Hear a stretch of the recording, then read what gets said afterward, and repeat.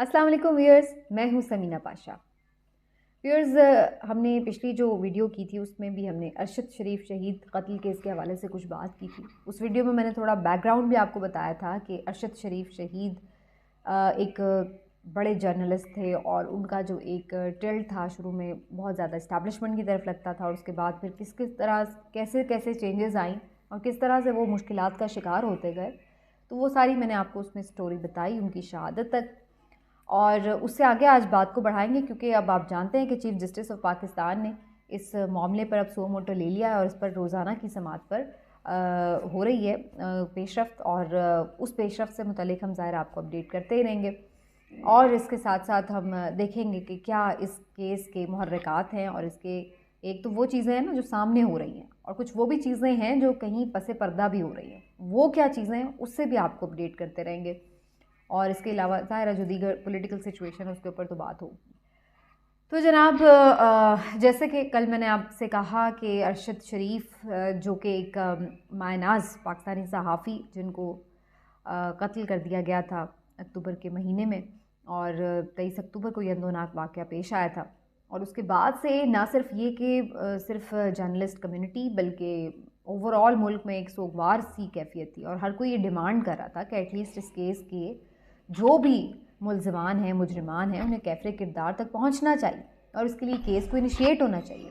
लेकिन हमने देखा कि इसमें मुसलसल एक मुजरिमाना सी खामोशी थी रियासत के अहम इदारों की जानिब से, और यही कोशिश की जाती रही कि किसी तरह इस मामले पर के रुख मोड़ दिए जाएं। कभी राना सनाउल्लाह साहब तशरीफ़ ले आते थे, उसे कहते थे कि जनाब ये कोई सोने की स्मगलिंग से मामलात ना जुड़े हुए हों, इस तरफ भी हम देखेंगे। कभी ARY के जो मालिक हैं सलमान इकबाल साहब, उनके हवाले से जो है वो बहुत ज़्यादा कोशिश की जाती रही कि उन्हें किसी तरह इन्वॉल्व कर दिया जाए। कभी इमरान, अच्छा मज़े की बात ये कि पाकिस्तान तहरीक इंसाफ के चेयरमैन इमरान खान साहब ने एक स्टेटमेंट दिया कि जी मैंने उसको मशवरा दिया कि भी आप चले जाएँ, तो उनकी तरफ भी सूरत हाल मोड़ने की कोशिश की गई कि जनाब वो कहीं वो मुलविस तो नहीं, क्योंकि उनके मर्डर से जो सारा एक इमेज बना है उससे फ़ायदा तो अल्टीमेटली PTI को हो रहा है। तो इस तरह बहुत इस केस को रुख मोड़ने की कोशिश की जाती रही और जो करने वाला काम था वो नहीं किया गया। वज़ीर आज़म ने एक ख़त तो लिख दिया सुप्रीम कोर्ट को कि जी आप इस पर जुडिशल कमीशन बनाएं, लेकिन वो कमीशन भी नहीं बन रहा था। अब उसकी वजह चीफ़ जस्टिस ने जब रोज़ाना की बुनियाद पर समात शुरू हुई है तो उसमें बताई है, और उनका ये कहना है कि जनाब चूँकि ये एक फ़ौजदारी मुकदमा था, क्रिमिनल केस था, तो इसके ऊपर जुडिशल कमीशन इसलिए वो नहीं बना रहे थे, और उनका ये मानना था कि इसके ऊपर फिर प्रॉपर जिस तरह एक क्रिमिनल प्रोसीडिंग होती उसके तहत ही सारी कार्रवाई शुरू हो। लेकिन बहरहाल जनाब अब खुदा खुदा करके कुफ्र टूट गया है। सुप्रीम कोर्ट ने सो मोटो ले लिया है, उसमें लाखों लोगों ने खतूत लिखे और वो भी एक बुनियाद बताई जा रही है, लेकिन बहुत सारे लोग कुछ और भी बात कर रहे हैं। एक कहानी ये भी है कि जिसके नाम इसमें मुलविस हो सकते थे, जो कि आज शहीद की वालदा ने बाकायदा सुप्रीम कोर्ट में पेश होकर रूबरू जिसका इजहार भी कर दिया है, उनके शायद जाने का भी इंतज़ार हो रहा था कि वो रुखसत हो जाएं तो फिर उसके बाद ही इस मामले को टेकअप किया जाए। कुछ लोगों का ये भी ख्याल है कि खुदा न खास्ता कहीं शवाहिद ज़ाया ना कर दिए गए हों, कोई ऐसी चीज़ें ना कर दी गई हों कि जिसके बाद ये केस को उठाया गया है कि उतनी देर में वो बहुत सारे जो मामलात हैं उनको कहीं दबा ना दिया गया हो। अब ये तो साजिशी थेरियाँ हो सकती हैं, लेकिन बात ये कि जो हमारे यहाँ मुल्क में एक ओवरऑल चल रही है सिचुएशन जिसमें चीज़ों का रुख मोड़ना, नए नए तरीक़ों से उनको केसेस को ख़राब करना, शवाहिद को ज़ाया करना, ये कोई ऐसा नया मामला नहीं है, ये कोई ढकी छुपी सूरत हाल नहीं है। तो इसलिए सस्पेक्ट करना एक नॉर्मल सी बात लगती है बिल्कुल इस सारे सिनेरियो में। लेकिन बहरहाल अब हुआ ये है कि सुप्रीम कोर्ट ने कम से कम एक्शन तो ले लिया, लेकिन क्या इस केस की समाअत के दौरान इंसाफ मिलेगा? क्या वाकई अरशद शरीफ शहीद की वालदा, जो कि उनको देख के आज बड़ा दर्दनाक सीन था जो सब ने महसूस किया कि शहीद की बेवा, शहीद की माँ और दो बेटे उनके शहीद हुए हैं, और वो इस उम्र में व्हील चेयर पर बैठकर जिस तरह वहाँ पहुँची और जिस तरह से उनको उस इमारत के सामने जाकर देखना और अपने बेटे की शहादत के लिए इंसाफ मांगना, और वो बहुत ही दर्दनाक मनाज़र थे किसी भी माँ के लिए। और यकीनी तौर पर मेरा ख्याल है कोई अगर ज़रा सा भी दर्द दिल अपने दिल में रखता है तो उसको ये तक ये मनाज़र झंझोड़े ना, ऐसा हो नहीं सकता। अरशद शरीफ का मामला ही एक ऐसा मामला है कि जिसने हमने देखा है कि जो कुछ साथ पराए अजनबी लोग भी थे वो भी इसमें दुख में मुब्तला हुआ है। उनकी आंख में भी नमी आई इस सारे मामले को देखकर। और जब अरशद शरीफ शहीद की वालदा को देखते हैं तो उसके बाद और ज़्यादा ना सिर्फ ये कि आप तकलीफ़ महसूस करते हैं, बल्कि उसके साथ साथ उनकी जो अज़्म व हिम्मत है उसको सलाम भी पेश करते हैं। कोई तो अज़्म है, कोई तो हौसला है उस माँ का, कोई चट्टान है वो तो सब्र की। और आप देखिए कि अपने बेटे के लिए वो इंसाफ मांगने के लिए वो कब से जद्दोजहद कर रही थी। अल्लाह का शुक्र है कि उनकी आवाज़ कम से कम इस हद तक तो सुनी गई। अब इंसाफ मिलेगा या नहीं, इसके ऊपर बहुत सी इफ्स एंड बट्स हैं। लोगों का ख्याल है कि इस दौर में और इस निज़ाम इंसाफ से तो हमें कोई तवक्को नहीं है, लेकिन कम से कम बात तो शुरू हो, कम से कम कोशिश तो की जाए। तो इस हद तक तो बात शुरू हुई है। अब आज जो समाअत हुई है उसमें chief justice of Pakistan justice Ata Bandial साहब ने ये कहा हुआ था कि FIR फर्स्ट इंफॉर्मेशन रिपोर्ट जो है वो कम से कम वो की जाए दर्ज, और इसके साथ साथ मुकदमा दर्ज करने की दरख्वास्त दी जाए। तो उसके बाद हमने ये देखा कि हुकूमत की फुर्तियाँ ज़रा आप चेक करें।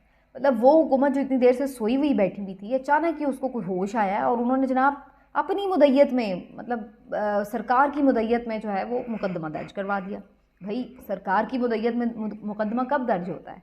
सरकार की मुद्दत में मुकदमा उस वक्त दर्ज होता है जब किसी कोई ऐसा ऑफेंस हुआ है जिसका कोई मुद्दई बनने के लिए तैयार नहीं है, या कोई लावारिस है बंदा जिसका कोई अता पता नहीं मालूम है। तो फिर कोई सरकार कहती है कि यार ये कोई मर्डर हुआ है लेकिन इस बंदे का कोई लवाहिकीन नहीं है, सामने कुछ पता नहीं है, तो इसलिए लावारिस लाश है, इसलिए जी सरकार बन रही है। तो इस किस्म के वाक़यात में तो ये समझ में आता है।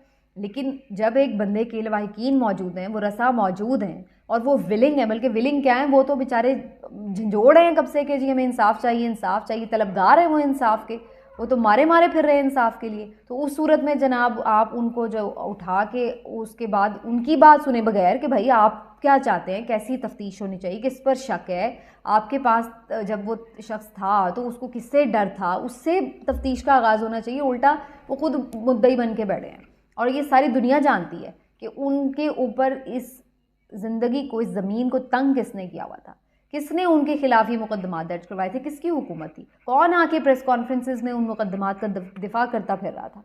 पता नहीं किसको ये बेवकूफ़ बनाते हैं, कौन लोग हैं ये और किस पत्थर दिल के बने हुए हैं कि इतना कुछ हो जाने के बाद भी, उसके बाद भी उसके ऊपर मट्टी डालने की कोशिशें, केस को ख़राब करने की कोशिशें और अजीब तरीके के बेईमाना इनके तरीक़ाकार हैं। मुझे तो समझ से बाहर है बात। इतना बड़ा वाक़या हो गया, किसी को इतनी तो तौफीक नहीं हुई कि जाके शहीद के घर जाकर अफसोस कर लें, ताज़ियत का इजहार कर लें। आपको याद है वो असद दूर जो यूट्यूबर है एक, जो PTI का काफ़ी मुखालिफ है, उसको फैंटी लगी थी घर के बाहर, और उसके बाद क्या बड़े बड़े सहाफ़ी, आसमा शिराजी, हामिद मीर साहब, कितने बड़े बड़े सहाफ़ी एहतजाज करने के लिए सड़कों पर ना सिर्फ नज़र आए, बल्कि हामिद मीर ने इतनी बड़ी बातें कर दी कि उनका जो प्रोग्राम था बंद हो गया था जियो से, कि जनाब हम फिर जर्नैलों की वो बातें सामने लेके आएंगे तो फिर आप मुंह छुपाते फिरेंगे, तो पता नहीं क्या क्या उन्होंने कह दिया था। और इस तकरीर के बाद उनका शो बंद करवा दिया गया था। ये खैर PTI दौर की बात है। और आज इतना बड़ा वाक़या हो गया कि साथी शहीद हो गया तो किसी के मुंह से एक लफ्ज़ नहीं निकल रहा। ये बड़े बड़े ये जो चैम्पियन बने फिरते हैं आज़ादी सहाफ़त के, ये उनका हाल है। और उसके बाद भी आप देखिए सूरत हाल क्या रही है कि जब ये सारा वाक़या हुआ है तो वही बातें कि कोई तबर्रा उड़ा रहा है कि अच्छा जी आप तो इस्टेब्लिशमेंट के सहाफ़ी थे, अब देख लें आपके साथ क्या हुआ है, और इस तरह है और उस तरह है। भाई एक बंदा जान से गया है, पहले इस बात को तो आप कर लें मामलात को हैंडल, उसके बाद एक देख लीजिएगा कि क्या सच था क्या गलत था, कौन सही सिमत पे खड़ा था तारीख़ के और कौन गलत सिमत पे। उस वक्त मरियम नवाज़ साहिबा जाके वहाँ पहुँच गई असद तूर से अयादत करने के लिए कि जनाब हो बड़ा जुल्म हो गया है। तो अब तो नहीं आपसे तौफीक हुई कि जाके शहीद की वालदा के घर जाके ताज़ियत कर लेती। क्यों भाई, किसने रोका था आपको? फिर लोग अगर आपकी तरफ उंगलियां उठाते हैं कि कहीं आप लोग मुलव्विस तो नहीं, तो फिर आप लोग आगे से बड़ा मुंह बनाते हैं, बड़ी बातें करते हैं और गुस्सा करते हैं कि जनाब हाँ इस तरीके की बातें हो रही। तो भाई फिर लोग क्या कहेंगे? एज ए गवर्नमेंट भी आपका काम था, प्राइम मिनिस्टर का काम था कि जाके उनसे ताज़ियत का इजहार करता कि आपके दौरे हुकूमत में ये वाक़या हुआ है। लेकिन नहीं, तब तो आप लोगों को तौफीक नहीं हुई। और उसके बाद अब हम देख रहे हैं कि सुप्रीम कोर्ट ऑफ पाकिस्तान में जब प्रोसीडिंग स्टार्ट हुई है तो आप जनाब FIR में जाके मुद्दई बन गए हैं। मुद्दई बनने के बाद जनाब अब आपने वहाँ पर जो कोशिश की है कि FIR में वो चीज़ें, मुद्दई बनने की वजह भी मैं बता देती हूँ। मुद्दई बनने की वजह ये नहीं कि कोई बड़ा दिल में दर्द जाग गया है। मुद्दई बनने की वजह ये है बुनियादी तौर पर कि जो असल हक़ाइक़ हैं, जो असल मुजरिमान हैं, जो असल मुल्ज़िमान हैं, उनकी तरफ से तवज्जो हट जाए, उनके नाम ना आने पाएँ। ये वही मामला है जैसे कि आपने अभी रिसेंटली देखा है कि इमरान खान साहब पर जब वज़ीराबाद में अटैक हुआ तो उसके बाद फटाफट जाके हुकूमत मुद्दई बन गई, और जनाब वहाँ पर जो नाम वो रजिस्टर कराना चाह रहे थे FIR में, वो कराने नहीं दिए जा रहे। जिन पे उनको शक है वो बात नहीं होने दे रही। और ऐसे ही एक खानापुरी की FIR जो है वो दर्ज करवा दी कि जी बड़ा वो हो गया था। तो यही सूरत हाल वहाँ पे है। वहाँ पे भी कार्य सरकार में जो है ना, वो सरकार की मुद्दईयत में मुकदमा दर्ज करने की वजह ये है। और वो वजह आज खुल के सामने आ गई जब अरशद शरीफ शहीद की वालदा पहुंची सुप्रीम कोर्ट, तो उन्होंने एक एनवेलप दिया सुप्रीम कोर्ट। उन्होंने कहा कि जी ये मैं आपको बता रही हूँ कि कौन कौन इसमें मुलविस हो सकता है, किस पे हमारा शक है। क्योंकि शहीद ने अपनी ज़िंदगी में खुद ही, ये नहीं है कि कोई अरशद शरीफ की वालदा ऐसी कोई मासूम खातून हैं घरेलू जिनके साथ कोई वो ऑफिशियल मैटर्स या कुछ चीज़ें डिस्कस नहीं करते थे। वो माशाल्लाह बड़ी मैंने उनको देखा एक दो दफ़ा गुफ्तगू करते हुए, वो बहुत माशाल्लाह जिसको कहते हैं ना अप टू डेट, बड़ी विजिलेंट किस्म की, बड़ी लिटरेट और बड़ी बहादुर किस्म की खातून है। तो भाई वो बड़ी अवेयर किस्म की खातून है। तो उन्होंने कहा कि भाई वो मेरे से हर बार डिस्कस करता था, हर चीज़ वो मेरे साथ डिस्कस करता था, और उसने मुझे बताया हुआ था अपनी ज़िंदगी में कि अगर मुझे कुछ हुआ तो माँ ये लोग हैं, ये है मेरी जान के पीछे। वो बता के गया था, वो काम अपना करके गया है। और वो नाम इतने भारी नाम थे कि वो लिफाफा किसी से पकड़ा नहीं जा रहा था, मुंह से अल्फाज किसी के निकल नहीं रहे थे, क्योंकि वो अनटचेबल के नाम थे।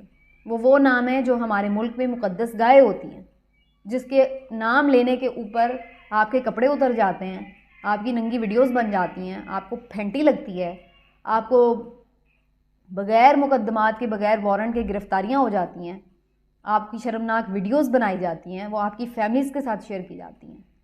ये वो नाम थे। साबिक army chief general Qamar Javed Bajwa का नाम उसमें सर फहरिस्त था, और मौजूदा DG ISI का नाम उसमें था। ब्रिगेडियर फैसल नसीर का मेजर जनरल नोमान का, और उसके साथ साथ फैसल नसीर साहब जिनको इस्लामाबाद में जो डर्टी हैडी बड़े उससे पुकारते हैं, खान साहब भी, और इस तरह से ही मज़ीद कुछ ऑफिशल्स के नेम थे। ब्रिगेडियर शफीक का नाम था।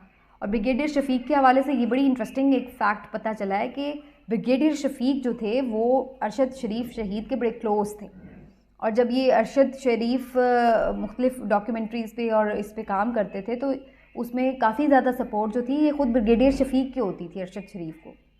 और उसके बाद जब ये रजीम चेंज हुआ और उसके बाद अरशद शरीफ के ख़यालात बदलने लगे, जिसका मैंने सारा जिक्र पहली वीडियो में किया हुआ है, तो उन्होंने उसके बाद से इनके दरमियान फिर इख्तिलाफ़ात शुरू हो गए। जब वो इख्तिलाफ़ात शुरू हुए तो वो फिर बाकायदा दुश्मनी में बदले, और तब से फिर अरशद शरीफ शहीद इस चीज़ को फिर महसूस करने लगे कि ये लोग अब इनके दर पे हैं।